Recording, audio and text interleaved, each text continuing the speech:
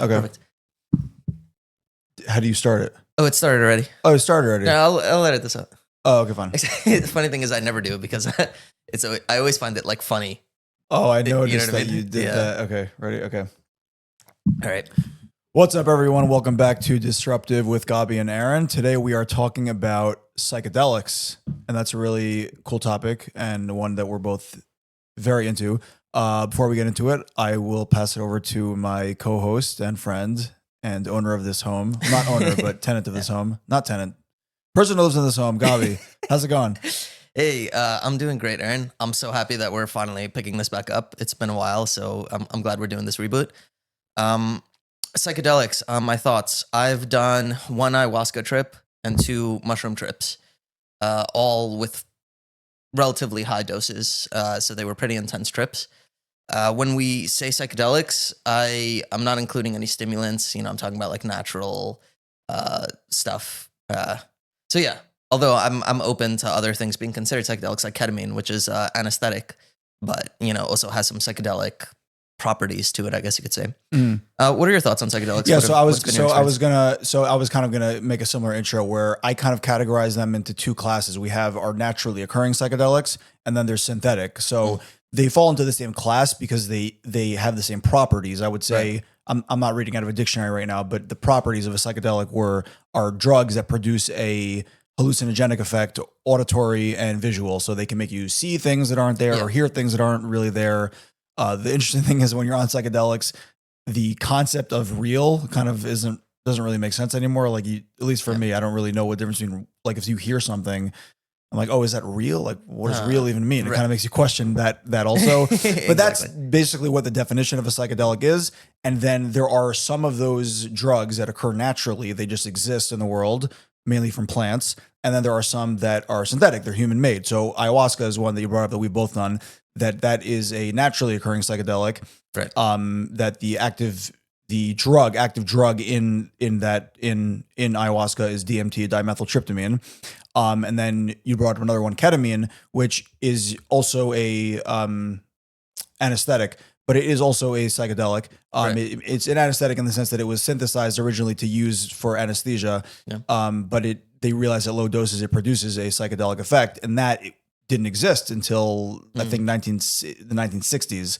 Wow, interesting. So what have been your experiences, if you want to share? Yeah, so I did one ayahuasca ceremony at this place in Texas over a year ago.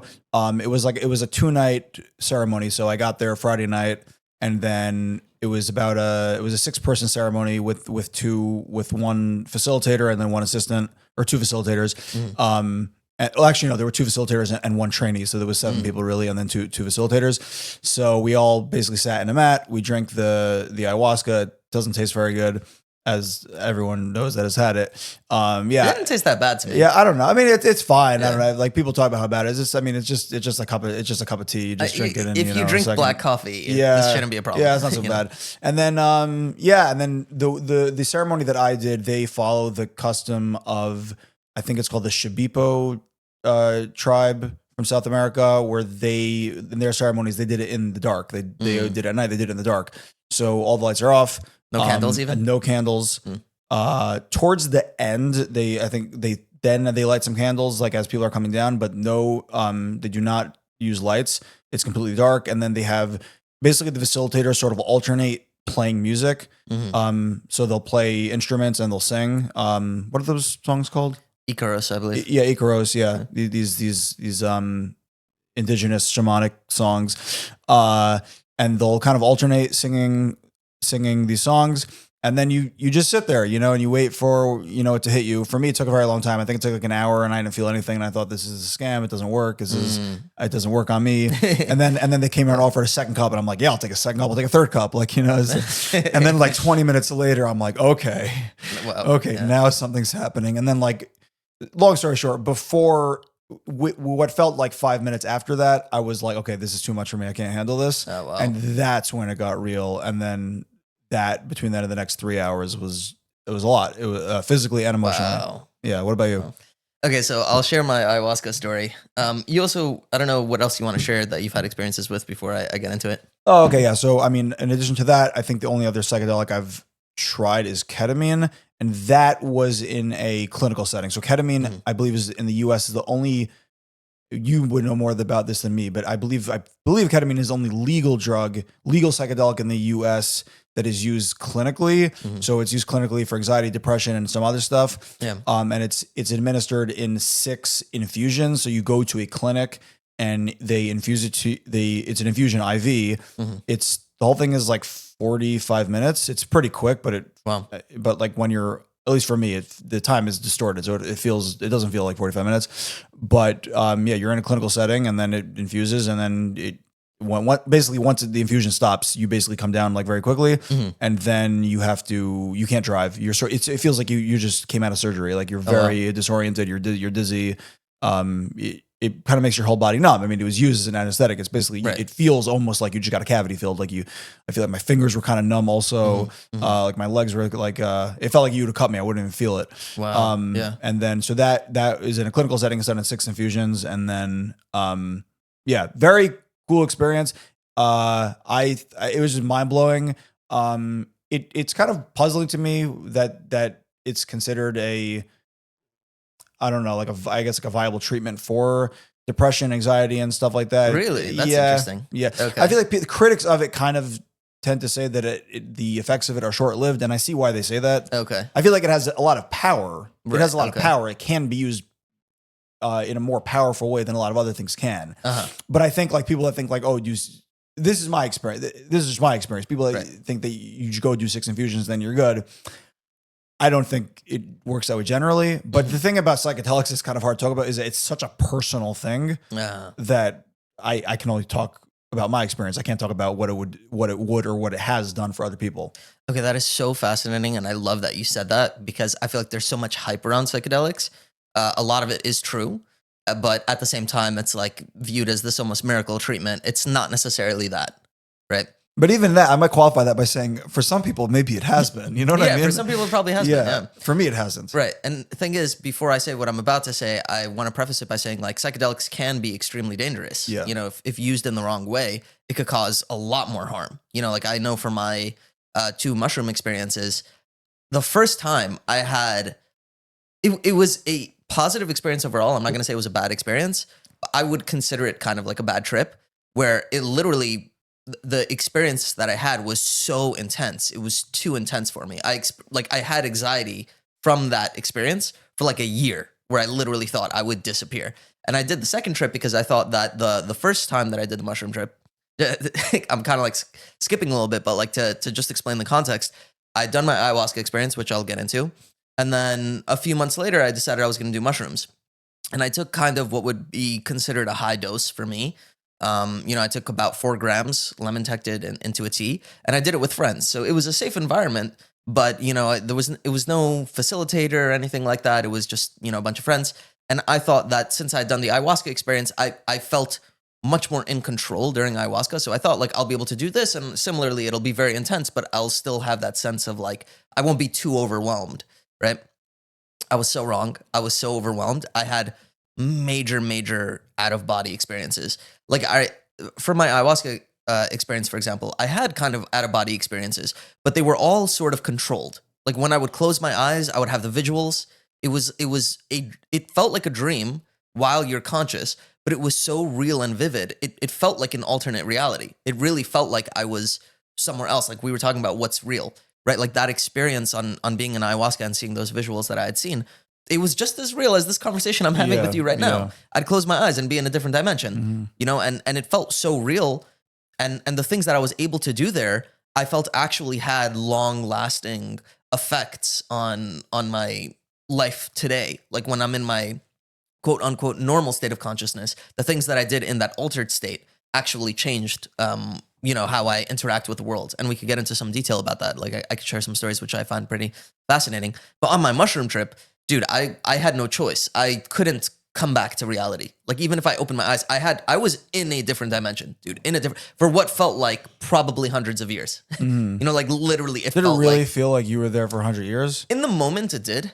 And in the moment, I think I probably had, I don't know if this is my brain just playing tricks on me. Like, just like now, how do I know that I'm real? I have this sense of ego. I have this sense of identity. Like, I could remember, like, oh, that thing happened to me in 3rd grade. Yeah, and you know these that are was my about parents. 20 years ago. Right, and exactly. You know, Like, yeah. I have a sense. Like, I could pick up, like if anybody, this could sound like a weird question to people, but like, how do you know you didn't just come into existence right now? Well, okay, because you have memory. Right, because exactly, you have memory, you have ego, whatever. But like, when I'm in that state, I know, or it feels to me as if it's so true that if I wanted to, my brain could produce hundreds of years of memories, hundreds of years, like literally no joke. Like yeah, I've had past lives, hundreds of past lives. I could remember that, and in an instant, my brain. I don't know if it's true. Maybe it's true that those past lives were real, but in an instant, my brain would fill in those gaps as if it were true. So it felt like something like hundreds of years, even though the trip was only like, I don't know, 5-6 hours. Yeah. And I remember after your ayahuasca ceremony, which was long before I did it. This is before I did any psychedelics, and I remember you were telling me about it, and I was like, oh, but like I don't know, like, how do you know any of this stuff is real, or like, don't you know that since there's a drug in your body, that all this stuff is just a drug talking, and it's not and it's not anything real. It's not God. It's not spirit. It's not you. It's just a drug. That's what I thought until I did it myself, and then I realized like you can't, there is no scientific response to that. Right. But when you are under it, at least in my experience, in your experience, you feel that these things are that's real is kind of a, we're kind of realizing real is a little bit of a shallow word, 100%. But for lack of a better word, it's real. It feels more like that the drug is giving you the ability to feel things that are really there that you just couldn't feel before. But I remember after your ceremony, I remember where I was. I don't know how I remember this. I remember where I was, and you called me, and you were telling me all about it, and then we hung up. And then you called me back 30 seconds later. You're like, Aaron, just one more thing. And then you told one more thing. And then you hung up. And then 30 seconds later, Aaron, I should tell you one more thing. And then I remember in my ceremony when it was just starting to hit, I was laying there and I was starting to see the visuals. And then I was thinking like, oh, like after the ceremony, I'm going to have to call Gabi and tell him what happened. And I remembered you telling me that. And I just started laughing like a fool, but like, I didn't care, you know? Right. And I would just, I don't know how long I laughed for, but I'm just sitting there in the dark while the facilitator is playing this shamanic music. And I'm just laughing like a fool for like 10 minutes. It was so funny. Dude, that's so awesome. Yeah, no, so I had a similar experience on my ayahuasca trip, but just to finish the story. So I had that intense mushroom trip that was so intense. You know, a lot of really painful things came up, and a lot of like really intense things, like seeing gods, seeing like these alternate spiritual beings.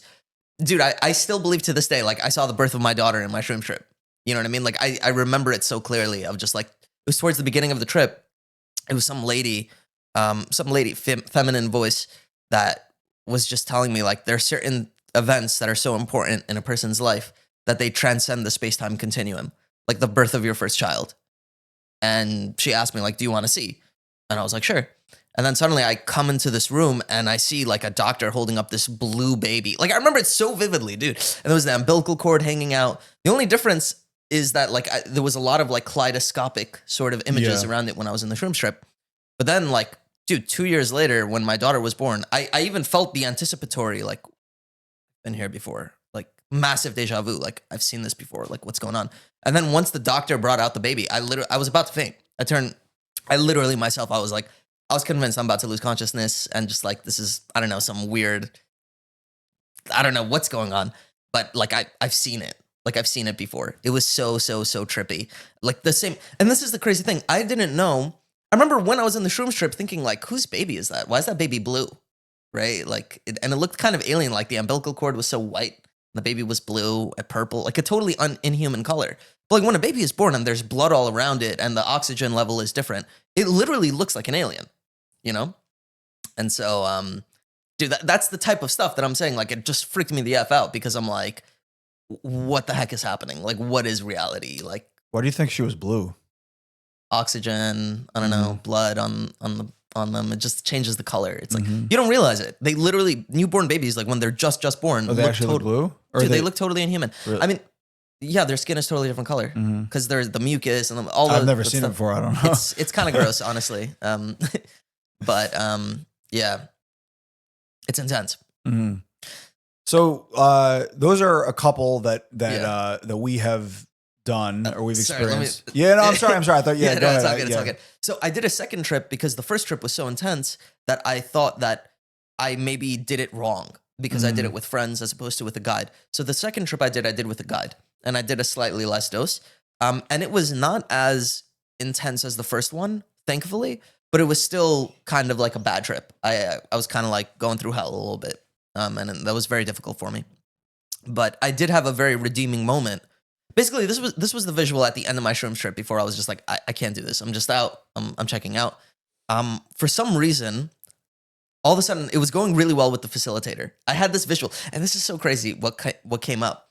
I had this vision that the facilitator was actually my high school therapist, not Yoni, but like in some alternate dimension, he was a high school therapist, right? And the other friends that I did the shrooms trip with, they were actually friends of mine in the high school. And we didn't do it as in his apartment as adults. We actually were just partying in high school. So really weird.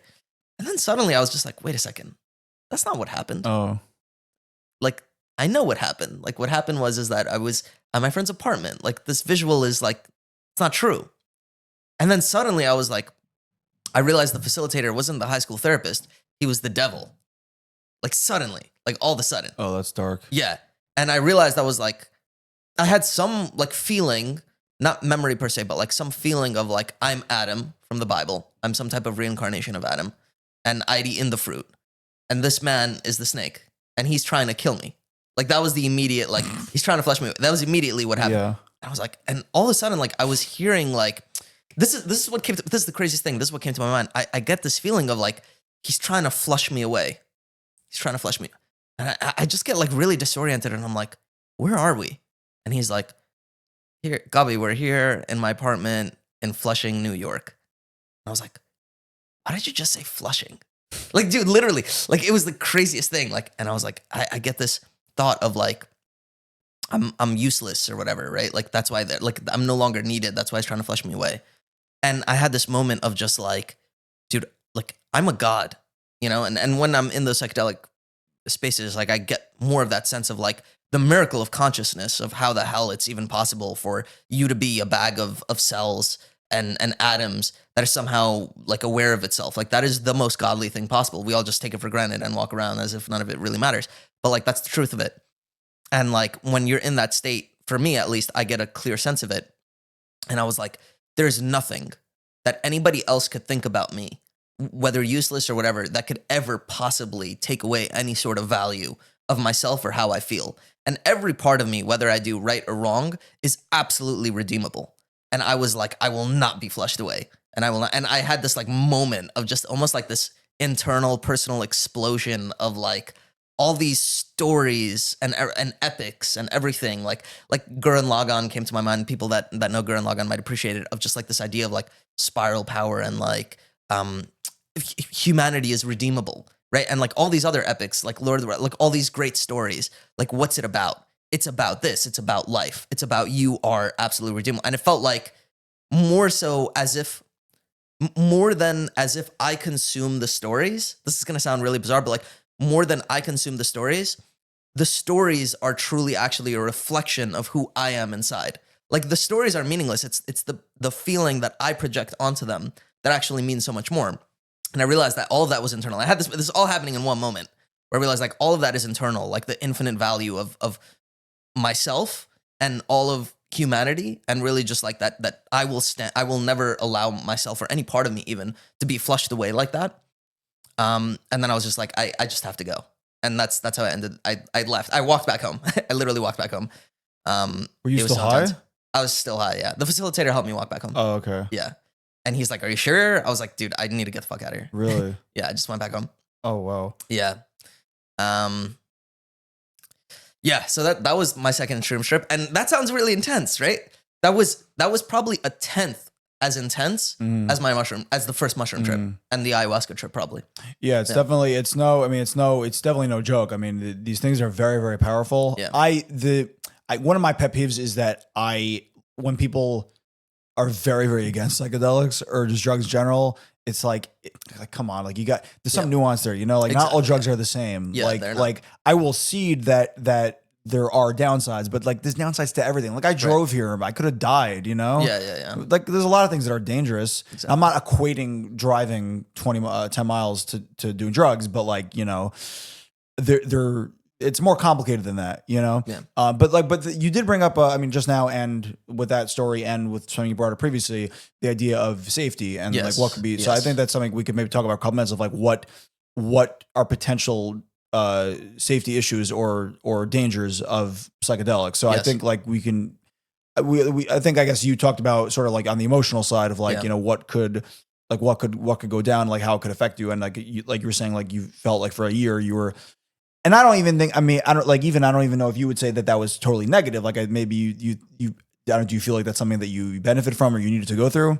Yeah, 100%. I feel like if you think of yourself as, and I think everyone has this for different reasons. Maybe some people might have the complete opposite experience of just like, instead of the soul being immortal, maybe you just feel like, wait, life is so short, I'm going to die and then that's it.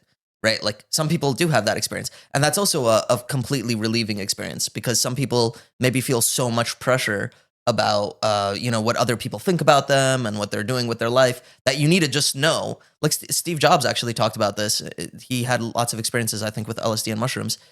And, you know, that was something that helped him realize like life is short, do something great. And that gave him more courage to be able to just put out the iPhone or whatever. And, you know, that's a really powerful experience to recognize like life is short.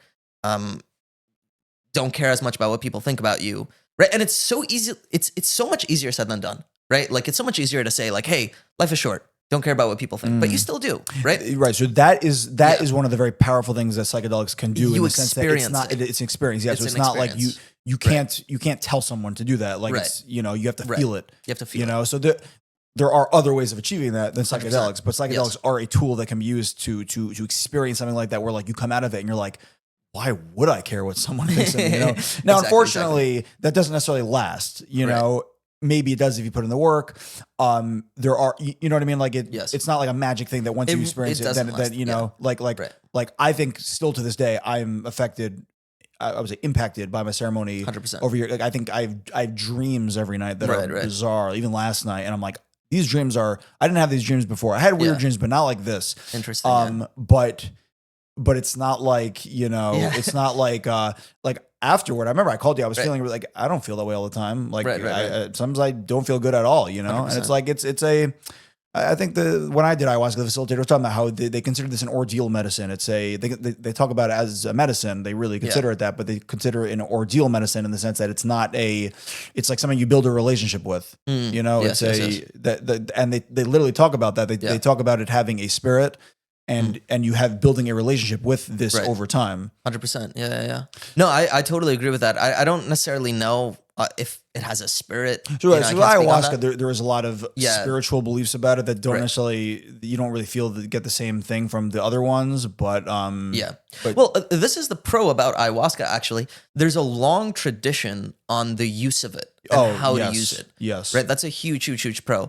I think what's scarier about LSD and mushrooms and the other psychedelics is that we're just really figuring it out. Most people are just testing and experimenting with it. And I think once upon a time, a lot of these psychedelics did have strong traditions on how to use. Like, you know, you talk about esoteric cults or kind of like religions in the past that, you know, Greeks even that would use it, called, what's it called again? The Eleusinian mysteries. There was some type of use of some type of psychedelic property of having some type of contact with altered states of dimensions. And it would be a very uniform kind of experience where they knew how to use it. There's a way of using it properly to produce a certain type of effect of either healing, spiritual enlightenment or something. And we've lost many of those traditions, ayahuasca. And there's also ibogaine in Africa, which is incredibly powerful. You know, I haven't done it, and nor would I probably do it because of how scary it sounds. Ayahuasca is like a 4 to 6 hour trip. Ibogaine is 24 hours. So I've heard. That's crazy. It's crazy. And they say it's also as intense as ayahuasca, if not more so. Mm-hmm. So that's really bizarre. But they have a tradition of using it out there. And dude, but actually talking about some of the dangers, for a while, after the psychedelics, first of all, like a day or two after I took them personally, I was like, I think I'm gonna go crazy. Mm-hmm. Like I might honestly go crazy because of how intense of like of an altered state of consciousness. It really makes you question, like, what's real, Yeah. right? But then for a while, sometimes I was afraid to sleep because of the intense dreams. I would literally be afraid to sleep. And that's scary. It's really scary. That being said, there are massive dangers about psychedelics. Use it safely. We can talk about safety for a moment. That being said, I'm very, very against it being illegal. Oh, I'm the same way. I'm very pro the legalization of especially psychedelics because most of the natural psychedelics do not have overdose risk, right? So I think that's something I wanted to talk about also, like real quick, is that so speaking about dangers, so we're talking about something like the emotional or maybe spiritual dangers, but like what physically, this is assuming that you're not like doing psychedelics and then driving. Like obviously that is extremely dangerous and you will die. Right. Not that, but like what's actually, so with ayahuasca, I think with shrooms too, and I would imagine most naturally occurring psychedelics, there's not very high risk of overdosing. I think with ayahuasca, it was explained to me that it's kind of in between alcohol and marijuana. Like it's not as, I'm going to say the word safe in the sense of the risk of overdosing. It's not as safe as marijuana, but it's safer than alcohol in the sense 100%. That you theoretically can overdose if you had like 75 cups, but 100%. You wouldn't be able to get there because you would vomit after 6. Right. But it's safer than alcohol in the sense that, and again, alcohol I would say is not, in the grand scheme of things, that dangerous with regards to, I mean, obviously you could overdose on alcohol, but contrast that with synthetic drugs, and those definitely have more capacity to overdose. So like ketamine, ketamine you definitely can overdose on. Right. I think it still would take a lot. Like it would still take a lot, but it can be done. 100%. With LSD, which is lysergic acid diethylamine. It's acid is the street name for it. I'm pretty sure you can overdose on acid too. Maybe. I don't know. Everyone, do your own research. We have no. We're just talking. We don't. Yeah, exactly. We don't really know. I mean, either way, whatever the overdose risk is, I'm very pro the legalization. Also, guys, do be careful if you're on SSRIs or any type of mental medication, something for your mood. Psychedelics can cause overdoses in those cases because whatever. I mean, it's serotonin. Yeah. So definitely be aware of that. But guys, do your own research. Do whatever is safe. We're not encouraging anybody to use psychedelics at all. It's a very personal decision. Do it properly if you're going to do it. And be aware of the incredible, powerful benefits for your mental health, for your spirituality, whether you're an atheist or not. You know, the types of experiences that you could have in these altered states of consciousness, like it would honestly be sad if you would go through your whole life to a degree without ever recognizing like what's actually possible for your mind. Right? Yeah, I feel so similarly. Is that like after I experienced ayahuasca the first time, I'm like, this is such a tool. Like it's so like it's such a powerful tool. 100%. Like it would be such a shame to not ever experience this. Then again, if someone doesn't want to, I would never try to encourage someone to do it if they didn't want to, because it's a lot. You know, you have to want to do it, and also it's like it has a lot of power. And I remember like on the towards the end of my ceremony on the come down, and you just felt the sense of love from the universe and from humanity. It was just a beautiful feeling. And anecdotally afterward, I'm like, even though people say psychedelics are not addictive in the classical sense of how drugs can be addictive, I'm like, I could see how someone could get hooked on that ecstatic sense of love. Like it just felt so good. It was euphoria. If you just, but the 3 hours before then was not so pleasant. At least not all of it was. Like it was very, like at points it got very intense. Like even physically, it was very uncomfortable. Like you get nauseous, you feel sick, and then for me at least, I would be like, oh, like that nausea kind of represents just like emotional garbage that's inside of me that kind of wants to leave. And like, oh, what does that mean? Like, what am I carrying? And and that a lot of that was not very pleasant. And honestly, like I think at one point I will go back, but I'm a little hesitant to it because I know I should deal with some of that stuff, but it could be painful, you know? Right. So you have to be prepared, you know? 100%. It can be painful and intense.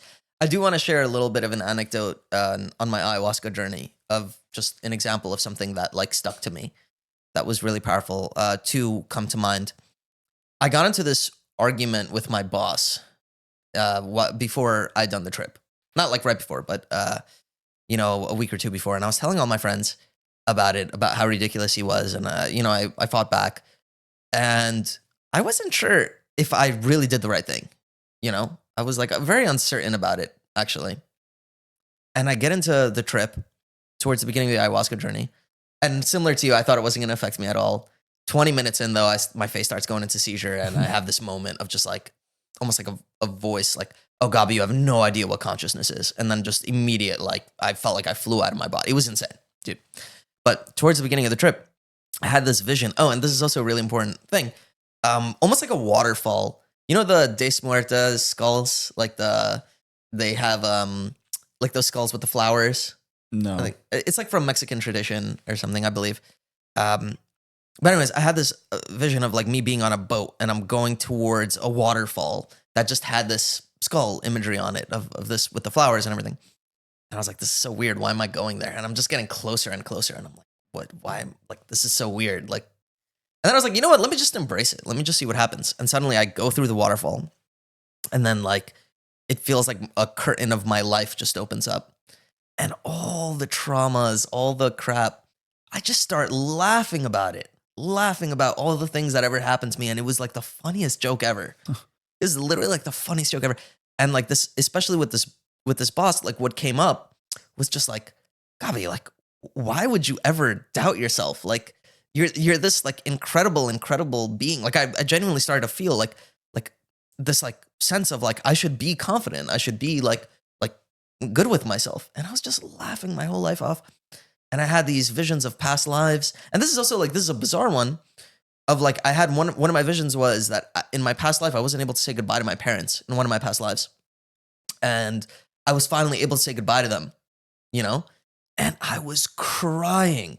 And that's the thing. I don't know if this is a psychological representation. I don't know if this is just something my brain totally made up for no reason. I don't know if it's true. Maybe there was a past life where I wasn't able to say goodbye to my parents and finally I was able to do that. But the feeling of like relief, I was able to have that. I was just crying it out.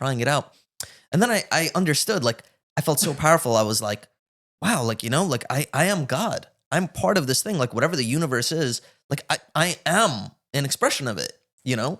Like, and it felt so strong, you know, and so incredible to me in the moment. And it still stays with me, even though I don't necessarily have that same strong feeling of like, I'm a godly being expression of divinity. Like, you know, and every single moment is meaningful, however mundane.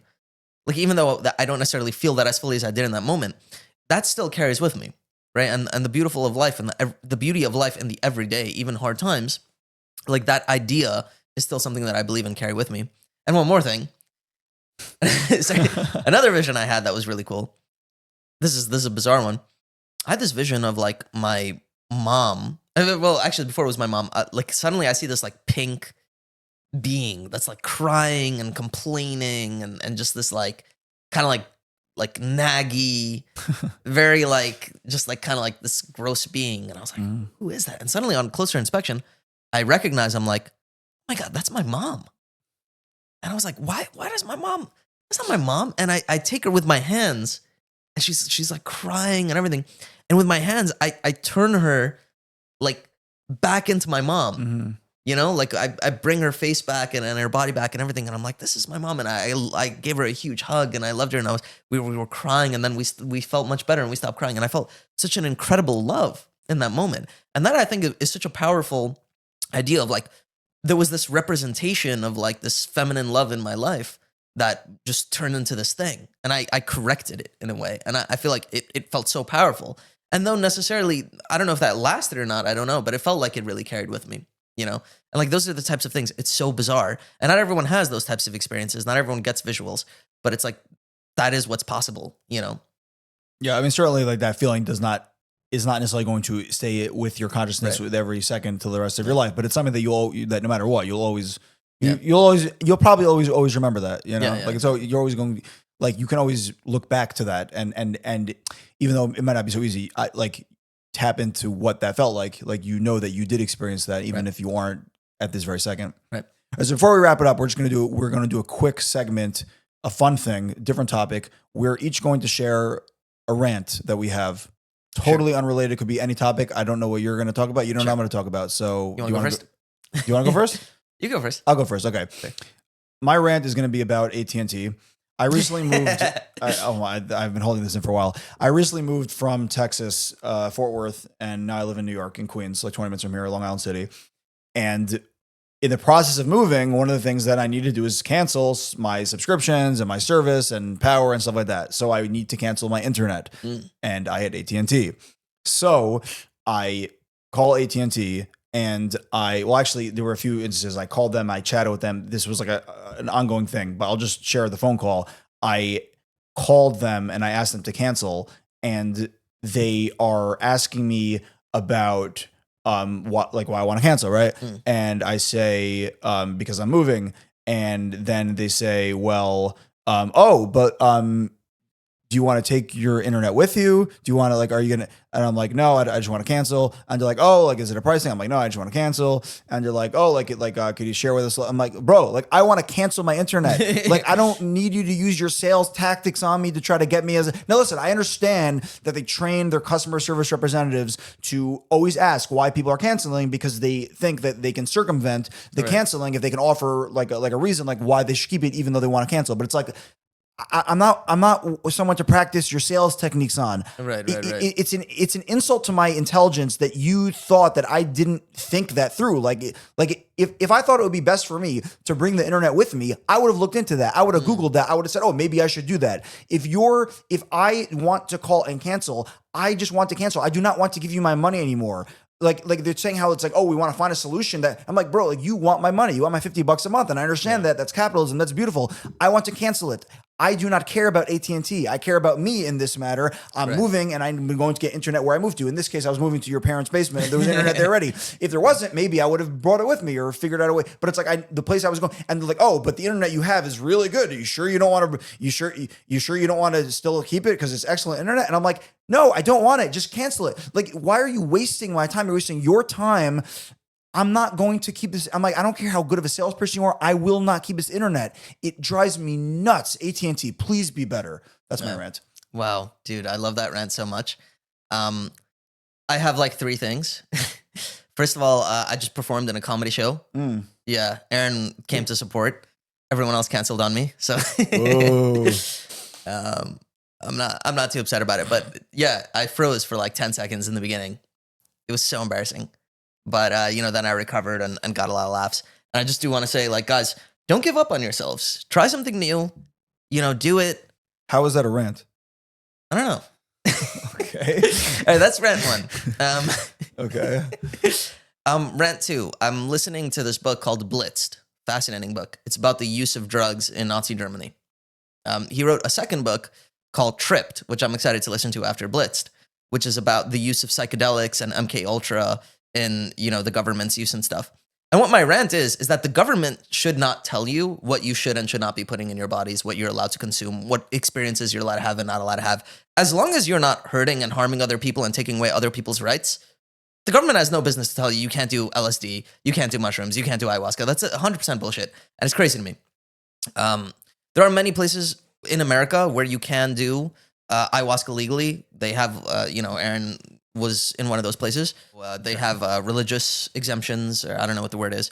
But otherwise you may have to go, just to do it legally, you may have to go out of country.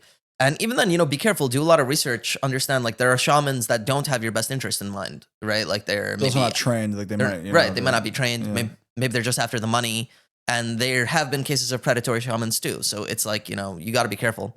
What's my point though? Yeah, my rant is government, get the hell out of people's personal business. It's kind of ridiculous. They should be totally legal.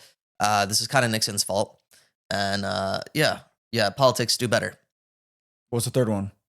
Got the third one. Okay. So the first wait, I have the third one. Yeah. The third one, this isn't so much of a rant. First of all, guys, comment down below if you agree with us, disagree with us, what you thought of our experiences, if you think drugs should become legal or not. Honestly, this book, what's it called again? Blitzed. He talks about how in Nazi Germany, it was kind of a big problem that lots of derivatives of meth and heroin were legal, and it led to a huge problem. And I didn't even know this, but at some point they viewed it as untreatable mental illness, and they murdered people that were addicts, and they did euthanasia and everything. Being Jewish, you're so focused on the Holocaust being about Jews, and probably I think more Jews were killed than any other group as far as concentration camps go. But dude, they also just killed addicts, people with mental illness, people with genetic disabilities or whatever, and it's so crazy. So crazy. And there is danger in that, but I think like even to me, like something like Adderall should be over the counter legal, even though there's potential for abuse. Like, who cares? You know what I mean? Like, let's make it legal. Let's have good awareness so that people know what they're doing. Don't let big pharma just market like, oh my God, this opiate's the best thing ever. And then meanwhile, you end up with everyone like addicted. Understand the risks, understand the benefits, and do like a proper, like if it's done responsibly, there's no reason why it should be illegal, in my opinion. So that's rant 2. But rant 3, sorry, that was such a disorganized. So far, I got one rant. I got one. Okay. I thought I was getting 3. So I'm a little. Sorry about that. Sorry, disappointed. Rant 3, and this isn't so much of a rant too, is just that I'm so happy we're picking this back up. We're 2 best friends doing this. We're hoping that you could find positivity and connection through this as well. So I'm just excited to get this back going again, hopefully with weekly episodes.